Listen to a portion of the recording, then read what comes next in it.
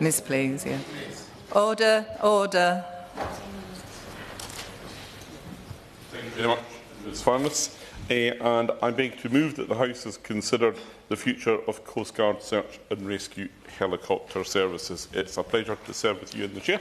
I'm delighted to see the Minister in his place for a reprise of an issue that I have raised a number of times over the years.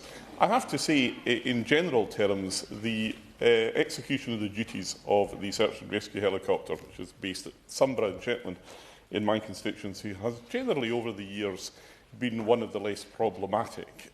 The service and those who provide it is held in enormously high regard, and for good reason. We've seen over the years a number of quite heroic incidents where the quality of the service and the bravery of those who provide it has been there for all to see. It's been quite exceptional, and that is the standard that local people have come to expect, and it is almost certainly the standard that they continue to expect. It does mean, though, that should there ever be any concern about the provision of services of this sort, then the response from the community is all that much more trenchant. The particular issue that I want to start with raising today is one which actually has its roots back in 2023, and it is a matter that I raised in this House, in fact in this chamber, on the 22nd of November 2023.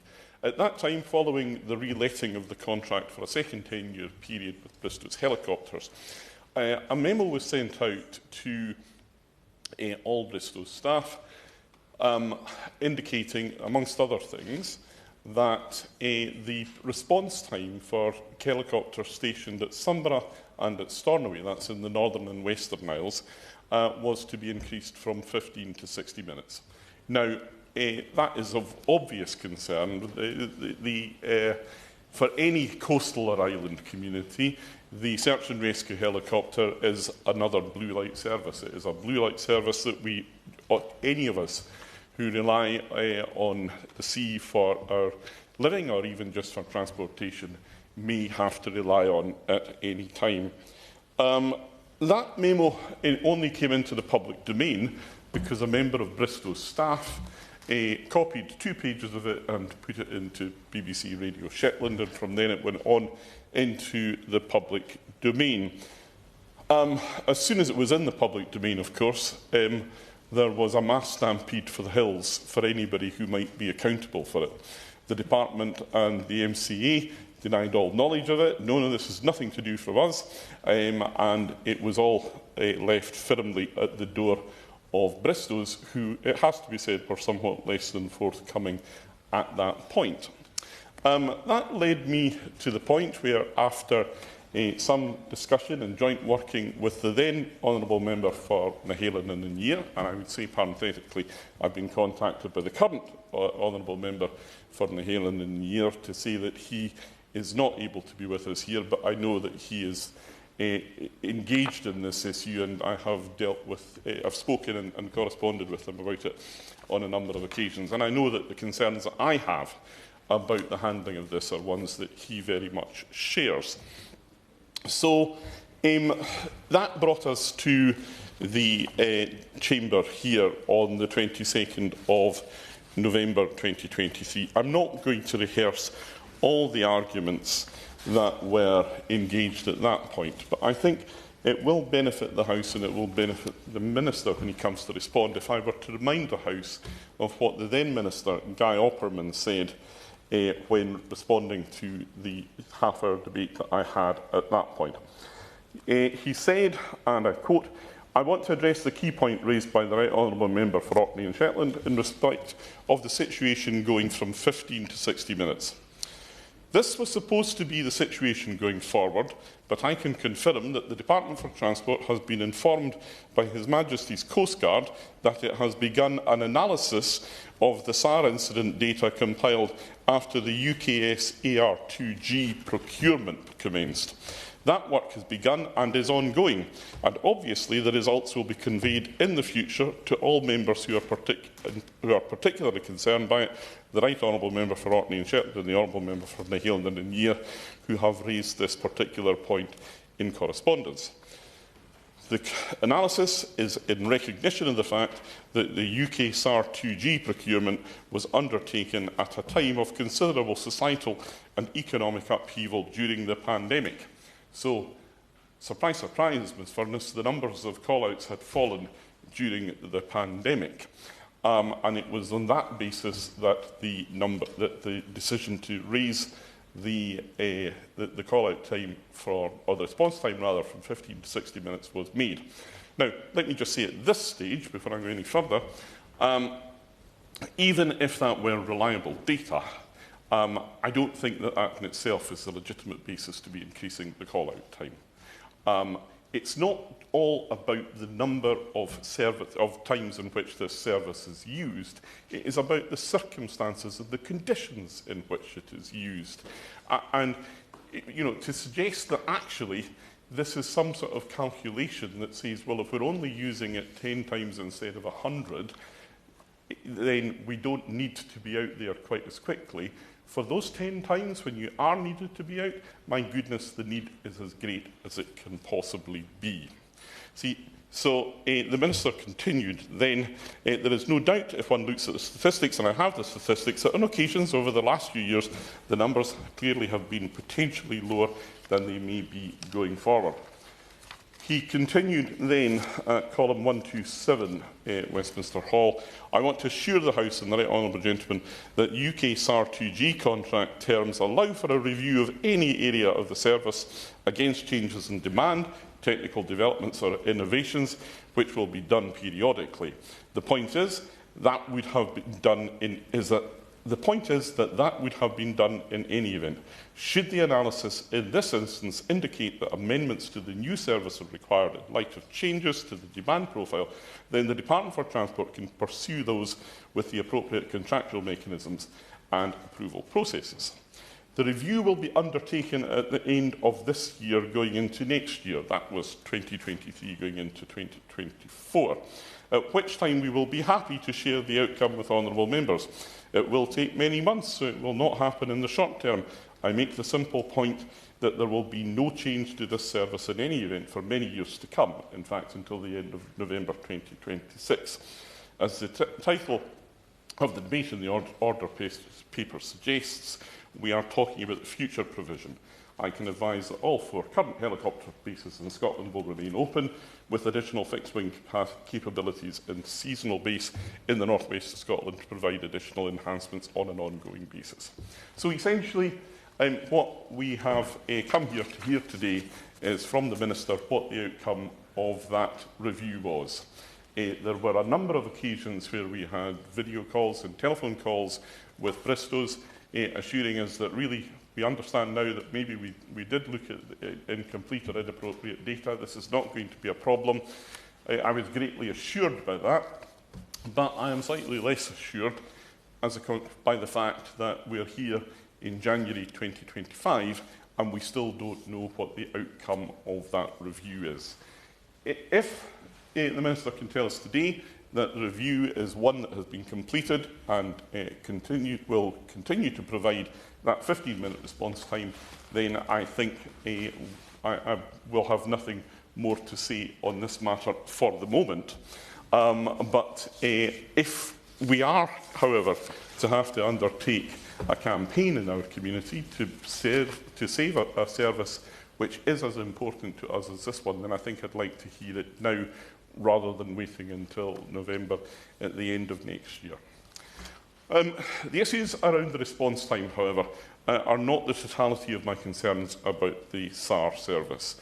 I fear actually they are a symptom rather than the disease. And by that, I refer to the fact that this only came into the public domain because of a leak. It's something which clearly, as the provider of a service under contract to the government, there should have been an element of public consultation before any decision of that sort was made. But the Minister will be aware that earlier this year, pilots working for Bristow's who provide the service under the SAR contract went on strike. They did so in the most responsible way possible, and one which was designed to minimise the risk to life that could have resulted. The cover, though it has to be said, was still patchy, and we were fortunate, frankly, that it was a situation that came to a head in the summer months rather than in the winter. I would say that these pilots felt it necessary to go on strike should be a major concern for the Department and for the Maritime Coastguard Agency. A few years ago, it would have been thinkable. Earlier this year, it felt inevitable. The Minister will know that in recent years, the company, Bristow's, has been bought by a large American operator headquartered in Texas. And what I've heard from those working for the company since then suggests that this purchase was the catalyst for a significant change of culture for the company and, most specifically, of concern for us as taxpayers to the operation of the SAR contract. I have spoken with pilots and other staff at bases around the country who tell me of a culture within the company that is now very different to the one that I first encountered when I engaged with it as a newly elected MP around 20+ years ago. What I hear is a management culture that is driven constantly by cost and efficiency, and some working within the company are concerned that this is coming at the expense of the highest possible standards of safety. In years gone by, when I visited the base at Sunborough, I was generally able, with some notice, to go onto the base, meet and speak to more or less anybody who was on shift and on the base. My most recent visit to the base was handled rather differently. Senior management travelled from south to manage my visit, and the contact that I had with the crew at the base was certainly very carefully managed. I was not oblivious to this. Quite apart from anything else, I was fairly confident that Shetland being Shetland, I would hear that any concerns that there were by some other means, and so it has turned out to be.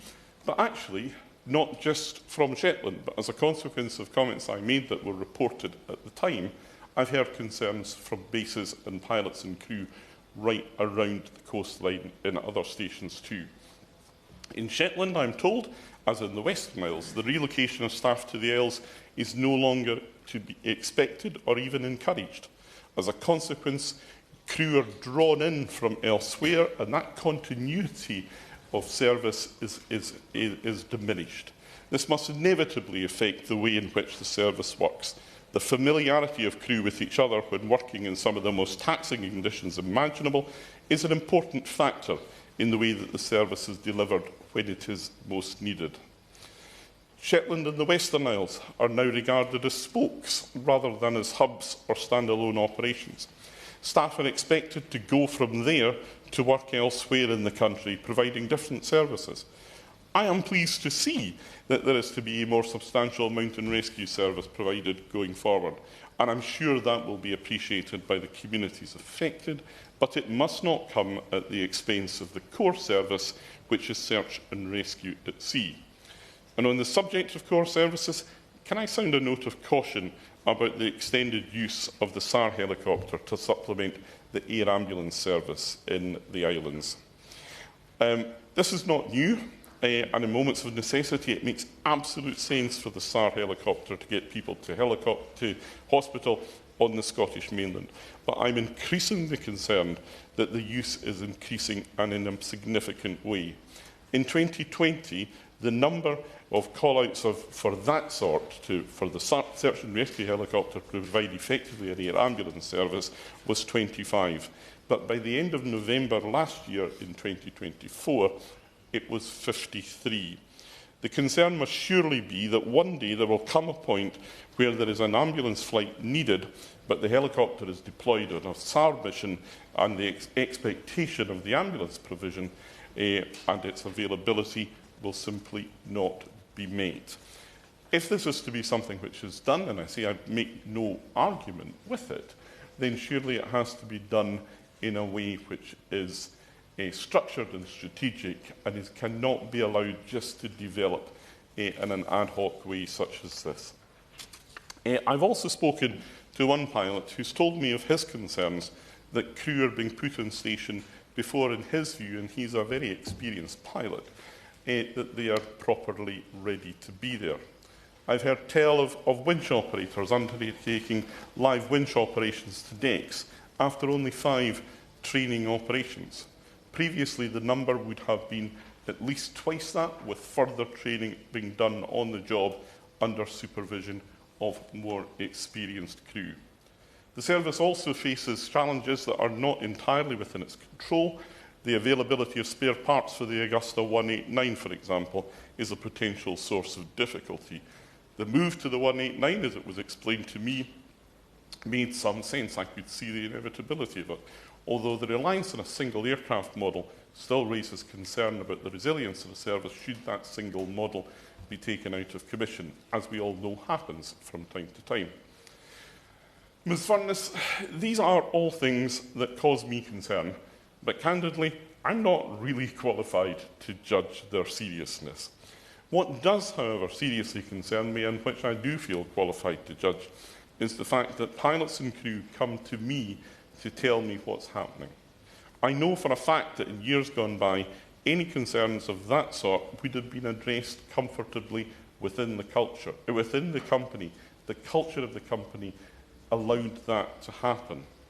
But hearing concerns of that sort, on top of crews taking industrial action, as they did earlier this year, on top of the hardball tactics deployed by the company in response to the strikes, on top of the way in which changes to the response time for the SAR service in Sombra and Stornoway were made known, that should concern us all, that the blue-chip, blue-light service that we have enjoyed hitherto is now under threat.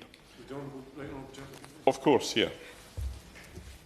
I'm very grateful to the Right Honourable Gentleman. He's giving a comprehensive analysis of his concerns as regards this most vital of services to many parts of Scotland, including as far south east as my constituency and the people who make their living on the sea there too.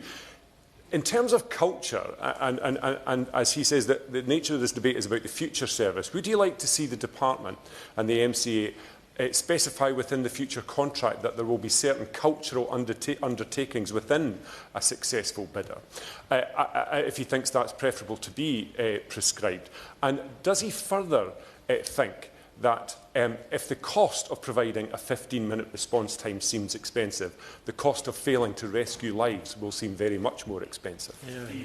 The Honourable Gentleman's final point there is absolutely on the money. He's absolutely spot on. We're back to the old contest between price and value, and it is the value of the service that is understood by my constituents, and I suspect probably his and others. The price, though, is for others to determine. Specifying culture within a contract. Look, I'm 23 years away from legal practice now, and I was never much of a contract lawyer when I was in legal practice, so I would hesitate to get too involved in that. So I question whether it's something that you can specify in a contract, but absolutely it is something which the MCA, as the contracting party, should, by proper management of that contract, be able to instil. And I think if the MCA, at the point where the contract is let, were making it clear that the expectations of them as the party letting the contract would include the proper cultural management of the service, then I think we would be in a much stronger position now than we are today. And I give way to the Honourable Gentleman. On the point of the necessity to retain flexibility in the service, that takes me to the point that my constituency of North Antrim, which of course has the glorious North Antrim coast, which is not only beautiful but dangerous at times, we have had the necessity and the benefit from time to time of the assistance of the rescue helicopter from Prestwick, no later than the 15th of last month, when sadly my constituent Nigel Gordon lost his life at Tor Head. So does the Right Honourable Member agree that it is imperative going forward that for the benefit not just of those in the immediate vicinity of a base, but for those who can draw upon their services in emergencies, that there is maximised the flexibility which allows that. That's absolutely correct, and I'm very familiar with the North Antrim coast. I was born and brought up a farm 12 miles north in the south-east corner of Islay that looked across to Rathlin and then to the Antrim coast. So I know exactly the stretch of water and the circumstances that the honourable gentleman is speaking of. Again, going back to the way in which we view contracts of this sort, my concern is always that they can become pretty process-driven. So the issue of whether it's a 15-minute or a 60-minute call-out time, response time, then becomes a sort of box to be ticked, rather than something that you have to understand has a very direct bearing on the outcome, the quality of the service that is provided for our constituents and all those. Yeah, indeed, I've got about another 3 paragraphs, but I will get to them eventually. I'm obliged to the right honourable gentleman for giving way. Further to the point made by the honourable member for North Antrim, if you have an accident at a cliff and somebody falls on it, then you want to get help to them as quickly as possible while the chopper is making its way there. I know of instances where the rope gear has been removed altogether, so there might be a life-saving opportunity to get somebody down to that person before the chopper gets there. It seems to me that just doing it by money instead of an overall approach about preventing a death is really what we should be thinking about. Yes, indeed. As I said to my honourable friend earlier, my own father, who's now 93, for many years as what was then a coastguard auxiliary, we'd now call a volunteer, went over the cliff and beaches boys to bring people off boats that had gone aground.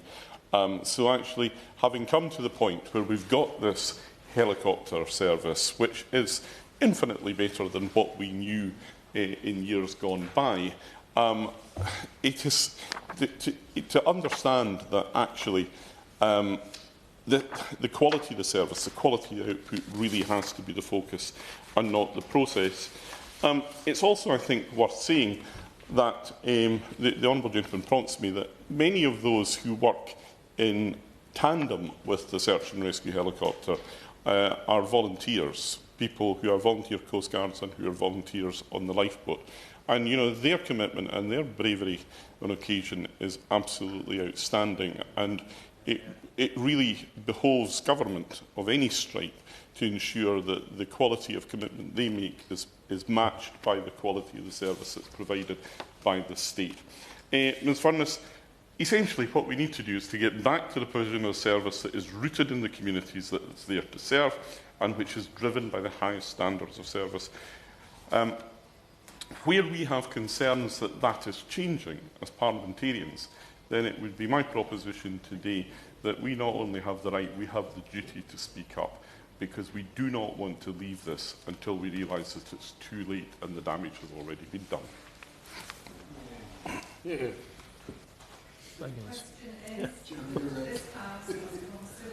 Of Coast Guard search and rescue helicopter services. Jim Shannon. Thank you, Madam Chair. A real pleasure to serve under your chairship. I'm just wondering, is this your first time chairing? Well then, can I wish you well in the new role that you have? And also, I'm sure you and I and others will meet on a number of occasions. Happy to give way, yes. Does the honourable member tell us, when we're in statistics, how many times he has spoken in this chamber? I'll be only able to answer that. By the way, only to say that I make sure that the constituency of Strangford is named every time I'm here. So that's the important one, because that's the people who put me here. Can I just say it's a real pleasure to follow the right honourable member for Orkney and Shetland, and all honesty, it probably isn't a debate that the honourable gentleman and I aren't alongside in. Will it be fishing issues, will it be coastguard issues, whatever it may be, farming as well. These are all things that he and I, together along with others, have a deep interest in, and come to Westminster Hall to put forward the case on behalf of our constituents. Absolutely. Yeah. I don't know if this is really necessary, but having mentioned the honourable member from the Highland and Year, I think I should place on record, if there were any doubt about it, that when we last debated this in November 2023, the honourable member for Strangford was in the chamber too. What motivates us, of course, is the subject matter, and that's why we're here. So we're very pleased to do it. Really pleased to see the Minister in his place. I wish him well, and the role. He and I have been friends for many years, and I'm very pleased to see him in that position. I know that he will give it the energy and commitment as necessary, and also the Shadow Minister in his place as well. And I wish him well in the new role that he has. The core of Her Majesty's Coastguard and helicopter services, the search, is to rescue and to save. It is of major importance to society and takes steps every single day to protect us. So I believe it's great to be here to discuss how we can preserve and protect it for the future. And I know that when the Minister gets up to speak, that he will reassure us and give us the confidence that what we have we can hold, and what we have will continue to save lives. All of the interventions that have come in, Madam Chair, have all mentioned about saving life, and that's really the thrust of where we are and what we're trying to achieve. In my constituency of Strangford, the lifeboats and the Coastguard are called out almost every other week, and they do a massive good job in saving lives directly, whether it be the excuse me, the lifeboat from Portaferry or from Donegal, excuse me. Thank the Honourable Member for giving way. Would you agree with me that one of the byproducts of this debate, which is a magnificent and timely debate, is that it allows us all to pay tribute to the volunteers, which I know he's doing. And for example, the likes of Air Ambulance NI, on the onshore charity-based organisations like Community Rescue Service in Coleraine and Foyle Search and Rescue in Londonderry, that we can pay tribute to those people and hopefully get an additional revenue stream to ensure that they can do the job and save the lives that he's alluding to. My honourable friend has been on record before, and I think he may have well have been at the similar debate that I was at, on the good work that the volunteers do.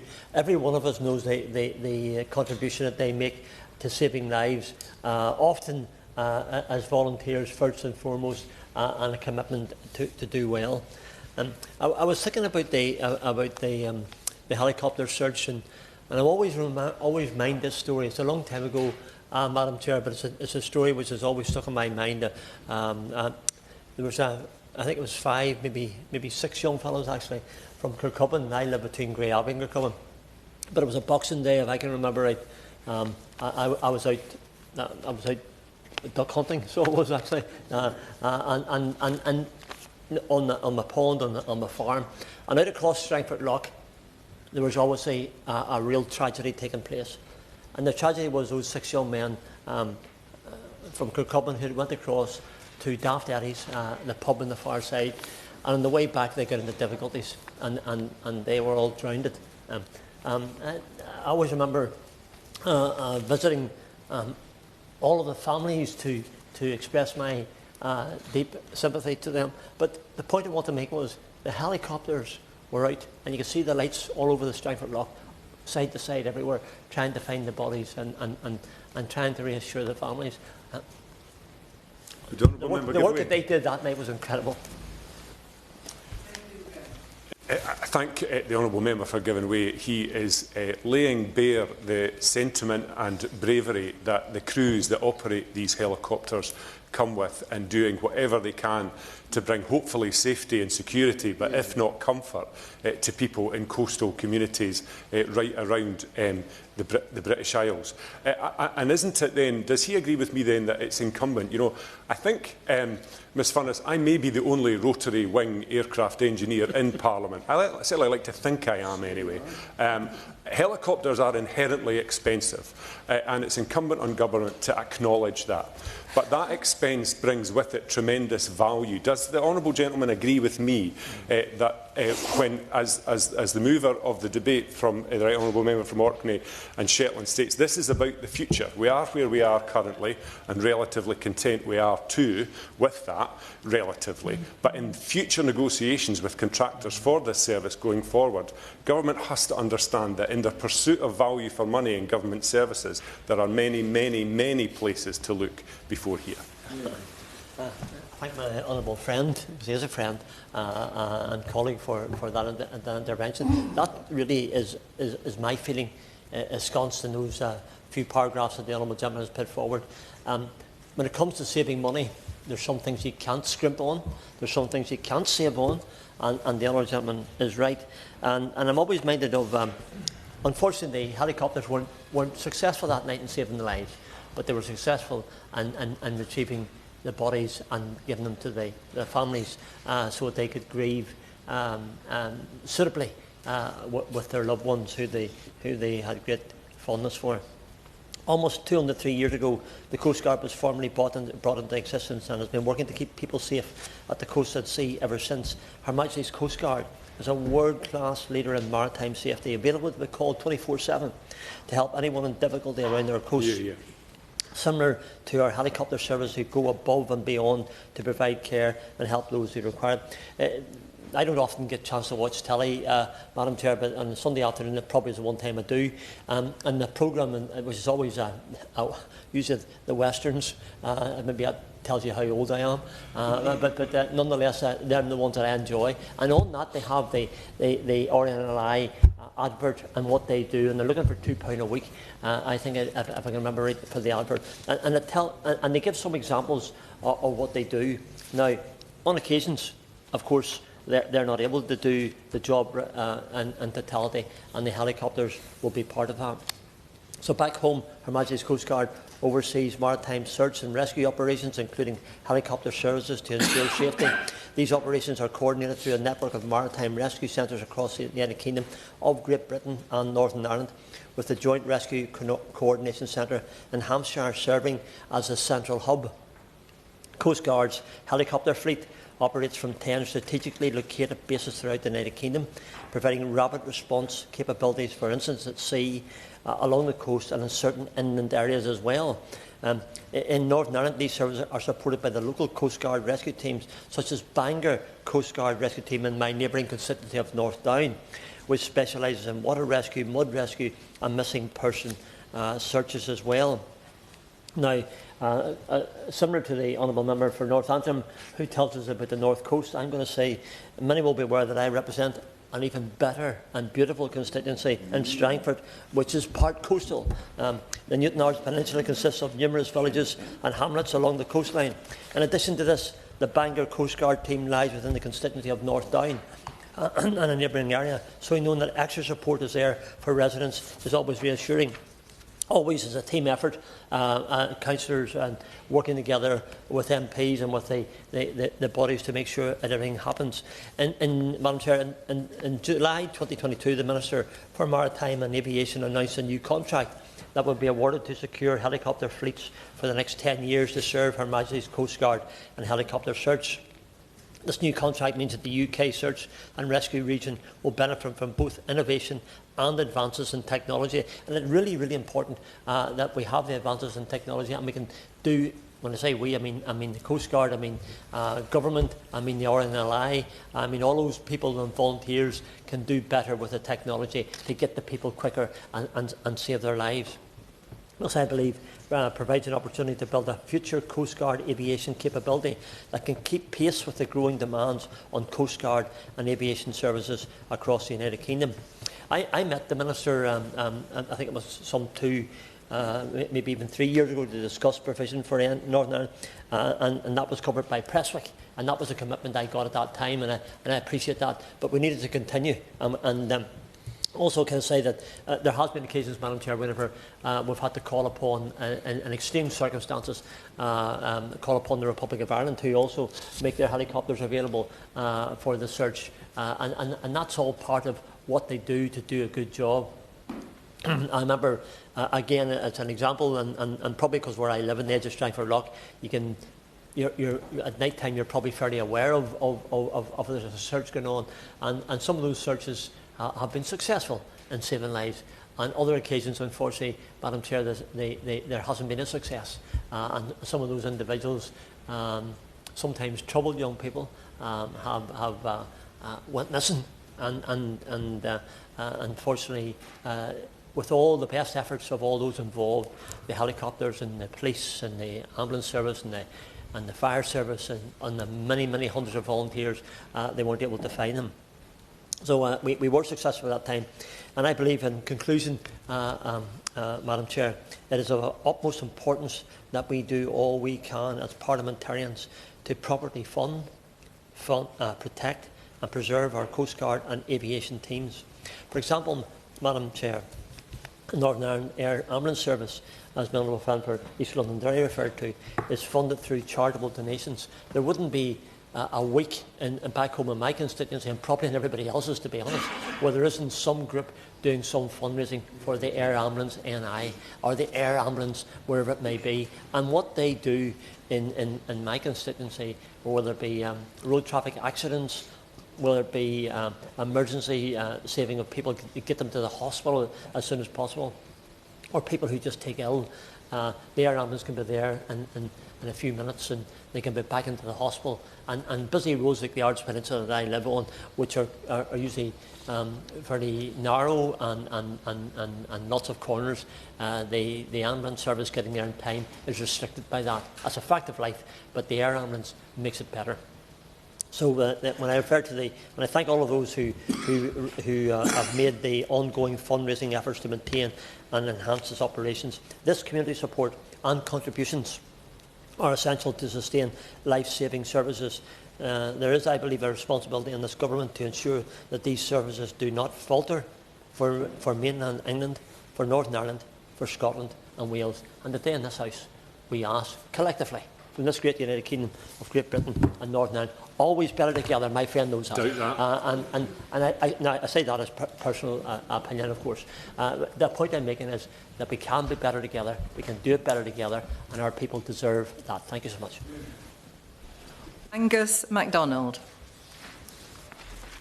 Thank you very much, Madam Chair, and thank you for allowing me to speak. I'd like to congratulate my honourable friend, the right honourable friend, the MP for Orkney and Shetland, for securing this debate. And I know it's an issue he has long campaigned on and has won him a lot of gratitude from people in the Northern Ireland, across Scotland, and indeed the UK as a whole. And I personally have some gratitude, considerable gratitude, to the search and rescue helicopter service, because 10 years ago my wife fell off a hill wearing crampons and an ice axe and broke everything in her body. And I was in London, and I got a call from somebody to say your wife's lying on the rocks a few hundred feet. I was so concerned that I ran a situations vacant ad in the Open Times, but luckily it wasn't needed because of the rescue of my wife by the search and rescue helicopter. And my father was involved in the Glencoe Mountain Rescue, and he always says that the advent of search and rescue helicopters was probably the biggest change in the last history, and the saving of people in the mountains.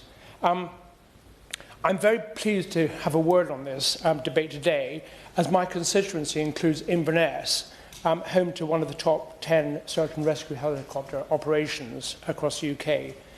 These centres and the incredible teams who staff them are an essential part of our emergency service infrastructure, and their stability and their effectiveness is not only important but completely essential, as I know, to my benefit. Some people in this room might not be aware of the scale of it. It's a 1.6 billion 10-year programme, so it's a big contract. And the UK Search and Rescue Service provides 18 helicopters and 6 fixed-wing planes. There are 2 aircraft based at 10 different locations, going from Newquay up to Sunborough.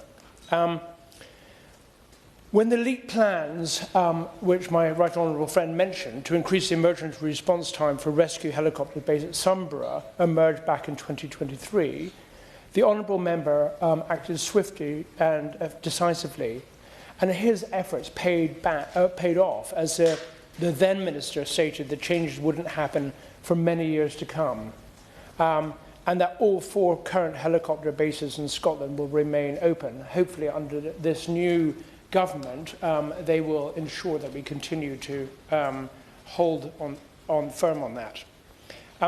Quick responses to immediate problems are vital, but what's even more important is addressing the long-term decline in these services before they reach a crisis point. We need to ensure that the service level commitments don't slip, and we've been made aware that there is potential for slippage in this contract. most people will never need a search and rescue service. However, when you do, nothing else will do. Would you like to do that? I'd be delighted to do I think I remember giving way. I'm sure the right honourable member for Auckland Shetland will remember an incident in 1999 when a chemical-laden vessel called the Ascania broke free in the Pentland Firth. It was loaded with over 1,000 tonnes of potentially explosive chemicals. The search and rescue helicopters were absolutely instrumental in getting the crew of 14 off the Ascania. Luckily, it didn't prove a disaster. It could have been, but without those helicopters, it could have been a considerable loss of life. Thank you for intervening. In the year ending March 2024, Coast Guard search and rescue helicopters rescued 1,425 people, a figure that highlights the sheer scale of their contribution to public safety. From the Inverness base, my constituency alone, there were 321 operations, almost one a day, making it the third busiest in the UK. As a party, the Liberal Democrats are keeping a firm eye on this, and one of the things we are concerned about is progress on extending the helipad safe zones at hospitals, which I know has become quite a big issue, and I hope the Minister would mention this when he addresses us. Before I conclude, I'd like to reiterate my right honourable friend's point. In May 2024, the Parliamentary Under-Secretary of State for Transport stated that the Maritime and Coast Guard Agency's analysis of search and rescue demand would be published by the end of 2024. Clearly, we're well past that now. I hope the Minister will address this in his closing remarks today. And may we also request that the Minister keep an eagle eye on this search and rescue contract and its performance. It matters a great deal to people who live in the maritime and the rural areas of Great Britain. Thank you very much. Andrew Snowden. Thank you very much, Ms Venice. It's a pleasure to share under your chairship, and particularly given this is my first time at the dispatch box in Westminster Hall as well. I'd like to congratulate the Right Honourable Member for Orkney and Shetland on securing this debate on the future of Coast Guard helicopter search and rescue services. And I would like to thank all the members who have contributed so far. It is clear that His Majesty's Coast Guard has strong and passionate advocates in Parliament who deeply care about the services that are provided to their constituents. I'm part of the Shadow Foreign and Commonwealth Office team, and therefore normally a search and rescue helicopter would have had to have travelled quite some way and caused a diplomatic incident before normally I would be responding, but I'm particularly pleased to be responding on behalf of His Majesty's loyal opposition, as I represent a coastal community myself in Fylde in Lancashire.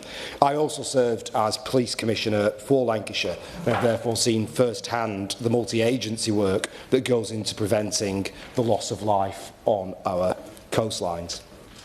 His Majesty's Coast Guard is an integral part of coastal communities, with over 300 Coast Guard rescue teams around the UK. The Coast Guard search and rescue helicopter services play a vital role in protecting the public, and I would like to pay tribute to the bravery and commitment of all of those involved in delivering these life-saving services, as has been mentioned by members in the debate. We know that there are many people alive today because a Coast Guard helicopter came to their rescue. In July 2022, the previous Conservative government announced that the contract for the UK's second-generation search and rescue aviation programme would be awarded, as has been discussed, to Bristow Helicopters to provide both rotary and fixed-wing services for the next 10 years, representing a significant allocation of budgets and resources. As the member for Strandford has also said, this contract will see UK search and rescue benefit from the latest innovations and advances in technology to save more lives. As part of the contract, Bristol Helicopters launched 2 new seasonal bases in Fort William and Carlisle to serve these areas, which are 2 of the busiest locations for summer demand on services. Under the agreement, Bristol will operate 18 helicopters, including the introduction of Leonardo AW139 helicopters and a drone system that has the capability to transmit real-time data. And I am sure the Minister has heard of the contributions from members in this debate about some concerns around the operationalisation of that contract. The previous Conservative government also recognised the importance of all coastguard centres being equipped to receive, respond and coordinate all distress, urgency and alert situations. For this reason, the then government allocated £175 million to deliver a communications network connecting 163 remote radio sites across 11,000 miles. This project, part of the radio network infrastructure replacement programme, ensures that the Coast Guard can maintain effective emergency response operations from thousands of distress calls.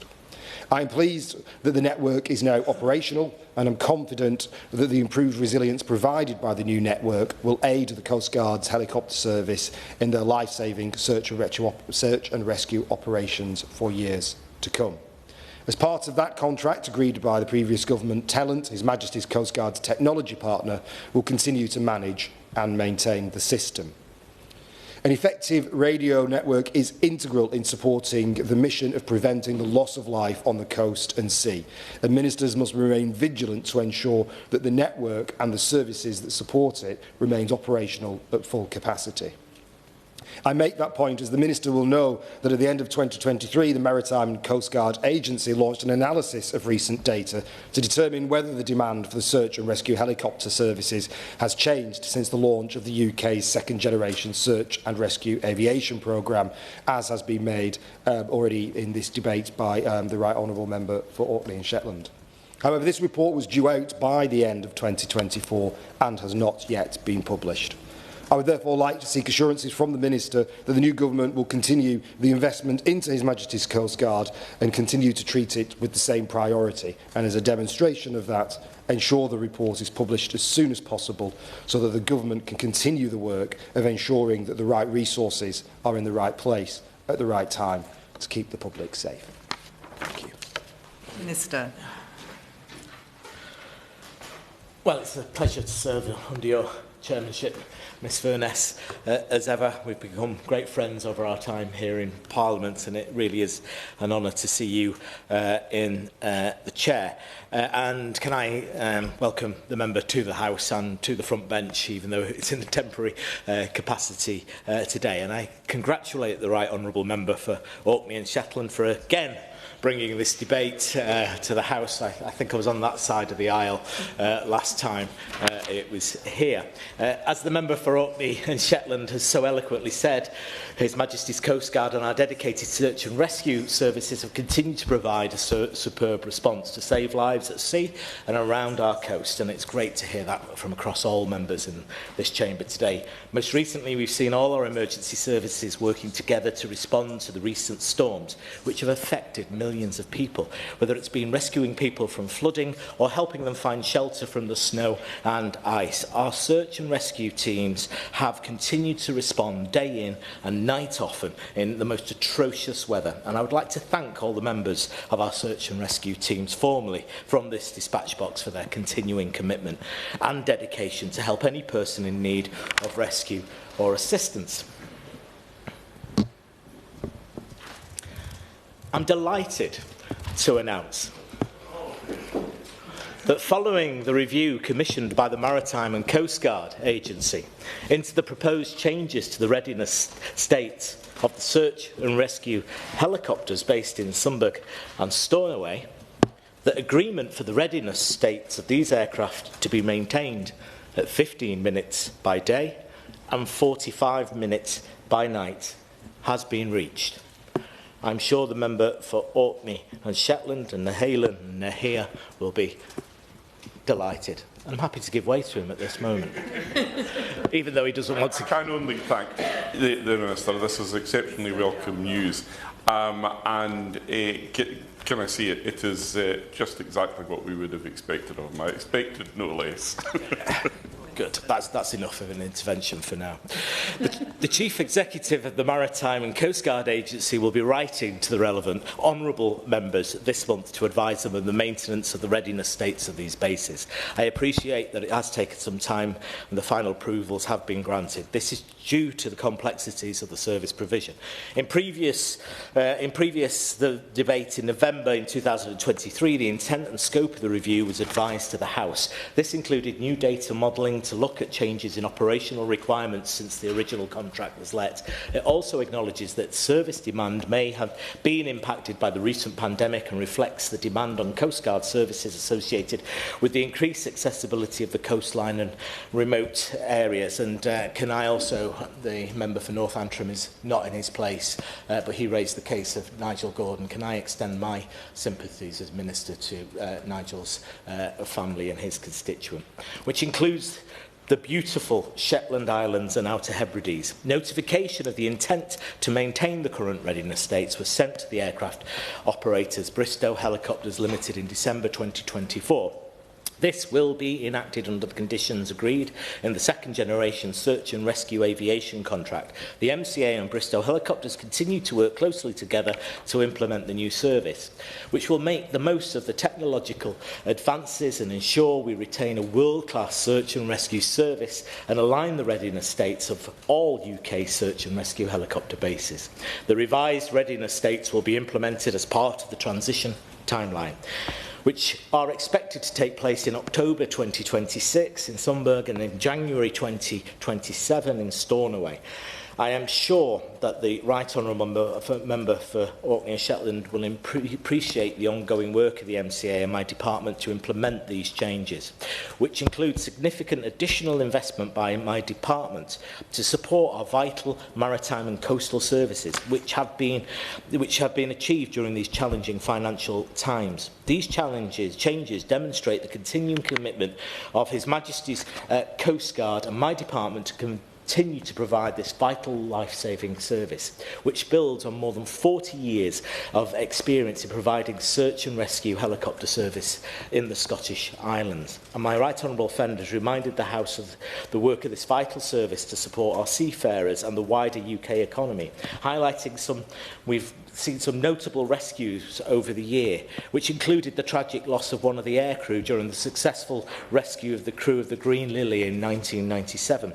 The ultimate sacrifice of Billy Deacon, the winchman of the Sunburg-based Coastguard search and rescue helicopter, will always be remembered across the service. The Billy Deacon Award was established to commemorate his sacrifice. The award, which this year was presented on the 27th anniversary of his loss, which recognised the unique bravery of our winch paramedics and winch operators. I am immensely proud of our work of all our search and rescue teams, but both our full-time officers and volunteers, as the Honourable alluded to, who continue to support this service. I would like to ask the House to pay tribute to all the crews of search and rescue teams in their vital work and to remember that those have been lost trying to save others. Now, the second generation search and rescue aviation contract is a £1.6 billion investment by my department to ensure the continued provision of a world-leading fleet of advanced search and rescue aircraft. No bases have been closed and all current helicopter bases will continue to provide a 24-hour search and rescue service. Additionally, 2 seasonal bases will be constructed, one in Scotland and one in northern England. It will also which will operate 12 hours a day from April to September. These additional seasonal bases enhance the UK-wide service, providing additional cover in the busier summer months. Their introduction will not impact the tasking of current bases. The search and rescue aircraft will continue to be tasked through the Joint Rescue Coordination Centre Aeronautical Rescue, as they are today, to meet the requirements to prioritise saving life. We have invested in enhanced innovative technologies to improve our search and rescue response, to help reduce the time taken to search for missing persons. These technologies will be rolled out during the transition of the current bases to meet new service provisions under the contract. The Honourable Gentleman raised about helicopter support for the movement of patients. So I just want to address that for a second. Search and rescue helicopters may be asked to support our ambulance services to assist in moving critically ill patients to higher levels of care. These requests will be considered where capacity exists and no other means of transport is available, and only if the request meets the legal requirements to be appropriate, compliant and achievable within the Air Operations Certificate simplification. In accepting these requests, there must be no impact on the provision of primary search and rescue operations. However, this support is not guaranteed and should not be relied upon by the health service. The movement of patients remains the responsibility of ambulance services. The honourable member also... Oh, yes, I'll give way to the honourable gentleman. Grateful to the Minister for giving way. He rightly acknowledges the point that the right honourable gentleman from Orkney and Shetland raises about the use of search and rescue helicopters for ambulatory services, which is a perfectly reasonable thing to do in extremis, because it's not their job, but they can do it. Where that happens in Scotland, that is despite NHS Scotland funding 2 air ambulances and 2 fixed-wing aircraft as well, which doesn't happen in England. In terms of protecting coastguard airborne services in England, is he aware of any plans by the government to introduce NHS-owned and operated airborne ambulatory services? Well, thank the honourable member for that. In addition to what Scotland provides in terms of its NHS, you've also got to remember I recently visited the KALOS project in Aberdeen, the actual enhancement of drone technology to take blood supplies across that great nation in very quick time to help the patients right across the nation. I'll come back to him with a more detailed answer in just a moment on his question. The honourable member for Orkney and Shetland also raised on a recent visit that he was managed at the helicopter base. In my time of knowing him, I've always personally found him unmanageable myself, and I'm sure they did upon his visit. The dispute, I am glad to say, with Bristow was successfully settled in the summer, and I kept in close contact with both BALPA in opposition and in government upon this matter. It's not for the Minister to intervene in disputes of this nature, but I'm glad that a settlement was reached by the parties. The honourable member also mentioned logistics. I have to say, within my brief, logistics is a growing worry across particularly aviation, but a little bit in maritime as well. Since the pandemic, we have just not enough parts being produced. Likes of airlines in Scotland having to buy planes to mothball them to get parts for their existing stock. And I do keep a watching brief on logistics and talk to the MCA director about this. My advice here is that the AW189 is a proven and tested and capable usage with search and rescue across the world, and there are more of them in service than the old S92s, so there are actually, with these new helicopters, fewer supply chain issues. The honourable member for Inverness, Skye and West Russia, just thank him for his contribution and the statistics I would like to have read out but didn't have the time in my speech. I just want to say that was powerful personal testimony about his wife, and I wish her, I know it's some time ago, all the best. He asked about NHS helicopter landing pads. We had something called the Darraford incident recently that the Air Accident Investigation Bureau sent up some advice on, and we're currently across the nation reviewing all those pads for the future of all services to make sure that they're safe. Back to the honourable member for earlier, Scottish Air Ambulance provision for NHS Scotland and Scottish Government. The sector's incredible contribution. There are no current plans for officials to work with DCHC and NHS currently, I am led to understand. And then finally we come for the member for Strangford. I'm glad he called me a close friend. I now know that he relaxes. I never knew that was the case. He watches Westerns on a Sunday. I now know when to disturb him with a phone call. I see him now as some latter-day John Wayne, climbing his saddle out into the tundra of cacti deserts. But the way he approaches his politics is in this house always shows true grit. So, oh, come on, that was a better. So I'd like to pay tribute to the service that he showed in Northern Ireland. And again, the personal testimony of the young men, I think it was lost at sea. But he will, and I will know that a corporal act of mercy is actually, we lost those, and my heartfelt condolence goes to their families. But corporal act of mercy is also how we bury our dead, and finding the dead and their bodies and bringing them back to those families. It's an essential make-up of the element of search and rescue, in my opinion, and he's right to raise it. And it shows his character that he went out and personally, as the constituency MP, went to visit those families. So, Ms Furness, in closing, I would like to thank the Honourable Member for Orkney and Shetland for bringing this debate to the House. I would like to again pay tribute to all our search and rescue services across the UK for their selfless dedication to save lives 24 hours a day, 365 days a year. Yeah. Thank you, Ms Furness. Can I thank everybody who has contributed to the debate, either by speech or by intervention, and particularly thank the Minister. That's exceptionally good news. It will be very welcome. Personally, it was one of those cases that I never doubted that we would win eventually, but until you actually hear that it's been accepted, then you never give up and you never rest easy. His point about the search element of the search and rescue and finding the bodies of those who have been lost at sea is enormously important for the families. Before I was elected to this place, I recall being instructed in a fatal accident inquiry in Lerwick Sheriff Court in Shetland, where the body had not been lost. And for the families in these circumstances, it's almost impossible ever to get proper closure. So that's why there is a genuine community understanding of the importance of this. And if that extra 45 minutes response time, call-out time, makes the difference, then I don't care what the cost is. I think it's worth every penny.